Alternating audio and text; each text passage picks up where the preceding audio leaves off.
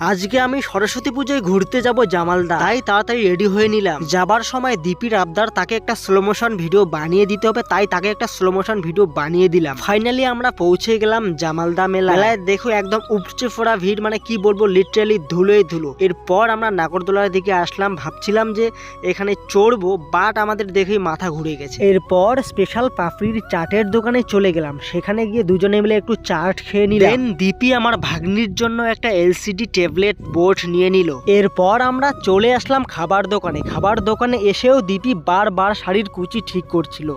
দেন আমরা বুঝতে পারছিলাম না এটা আমরা ভিডিও করব না ছবি তুলবো। এরপর আমরা তাড়াতাড়ি খাওয়াটা সেরে নিয়ে বাড়ির দিকে বেরিয়ে পড়লাম। বাড়ি যাওয়ার সময় আমার দুই বন্ধু আর তার শখের মানুষের সঙ্গে দেখা, কারণবশত তাদের সঙ্গে আমাদের যোগাযোগ হয়নি। তারাও এই একই মেলা গিয়েছিল, তারাও বাড়ি যাচ্ছিল। দেন আমরা কয়েকটা ছবি আর ভিডিও করে বাড়ির দিকে বেরিয়ে পড়লাম। তো দেখা হচ্ছে নেক্সট ব্লগে।